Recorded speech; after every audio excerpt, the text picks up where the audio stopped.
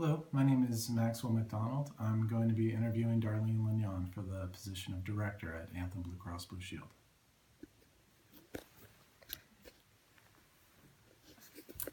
And I am Darlene Lignon. I'm one of the students at CFA through Anthem. All right, thanks, Darlene. The first question, tell me about yourself. Well, I have 10 years experience at Anthem, all in operations. I do have a 20-year-old daughter who recently had a little baby, so I just became a grandparent. I recently got married. Prior to my work at Anthem, I did work at a title insurance company as well as a couple other different insurance companies throughout Colorado. Okay, thank you. Sure. Right, tell me about your past work experience.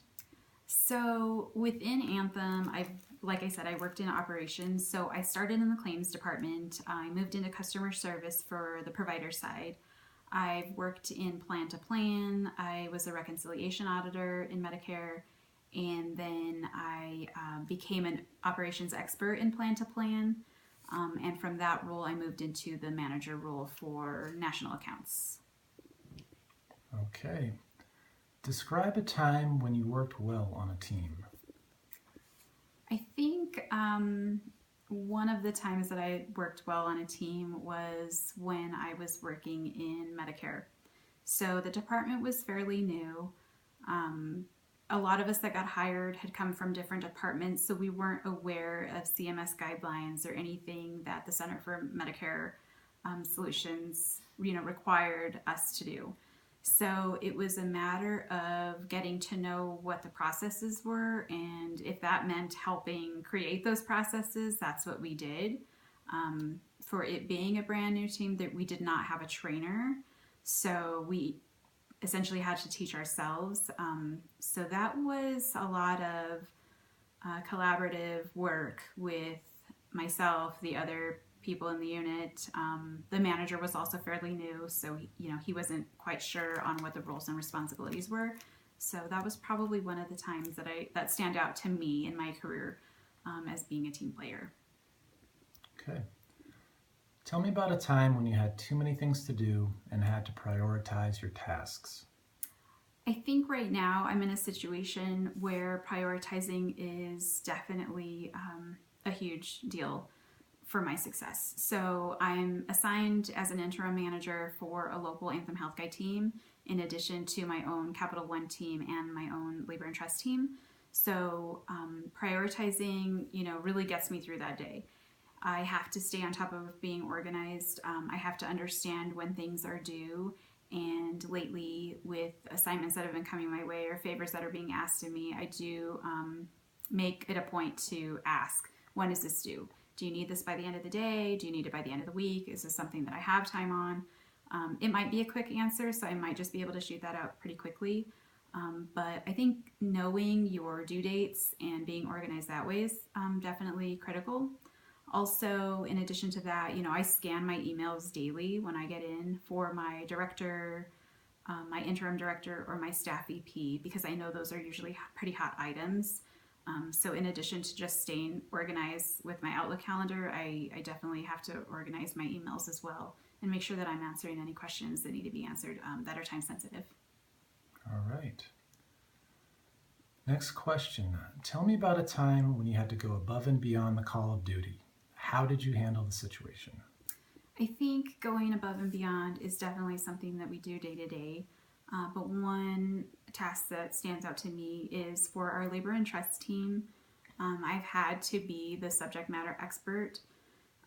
So one of the tasks that I was given was to create a script and to create audio for that script for some marketing materials, so that way we can communicate what this product is and how it works for the groups that we're selling this to.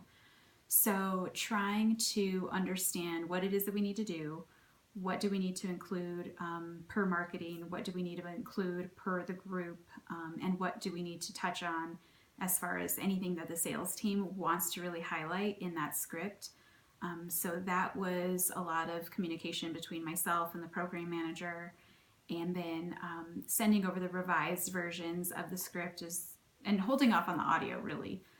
helped, because I wanted to make sure that the script was 100% approved before we went into recording audio, because once it was approved, it was very easy to just then follow up and go over exactly what was said in the script. So that was probably one time that stands out most recently. Okay, thank you. Mm-hmm. Tell me about a time when you worked effectively under pressure. I would say that happened a couple of weeks ago. Because I'm interim manager for this new team, I was asked by the director to get these associates moved under a new open manager position in our PeopleSoft system, which houses payroll and things of that nature. So I was asked by the director probably earlier in the day, but I had back-to-back meetings, so I didn't see her email. So at about 3:45, I received an email from the partnering manager that I'm working with in local, and she let me know that this was very time sensitive. It needed to be done by 4 p.m. Mountain Time, so I had about 15 minutes to get it done. In addition to having a staff meeting that I was mandated to be at 4 p.m. as well. So what I did is I communicated with my director. I let her know that I was going to be a little bit late due to a time-sensitive issue, and that I would, as soon as I was done, I would go ahead and go into the staff meeting. So about 3 minutes till 4 o'clock, I still had probably half the staff to complete moving in the system. So I decided to dial in to the staff meeting, because we do have a dial-in. That way I wasn't missing any information, and because the transactions in the system were pretty easy to do without me having to think about them, that really actually helped me keep on task for both things. So I was able to complete the task that I was given, and then I was also able to follow up with the staff meeting and then attend it as I could as soon as I was done with that task. Okay. Give me an example of a time when you showed initiative. I think one of the examples that really stands out to me was when I was an OE for Plan to Plan. So what happened was we had lost our manager and we were given an interim manager, but we weren't given an interim manager right away. So the team was kind of in a little bit of a limbo state. And so what I did to take initiative is I got the team together. I discussed that we still had metrics to meet. We still had performance guarantees that needed to be met, and really discussed the importance as to why we needed to meet those regardless of us having a manager or not. And I reassured the team, if there's something that I can help you with, this new manager coming on board will be able to assist, because they've managed other teams before. So I think part of that initiative was clear communication between me and the team, and really keeping them focused as a team and working as a team. And that really played into our success during that time where everybody was uncertain as to what was going to happen next. All right, great.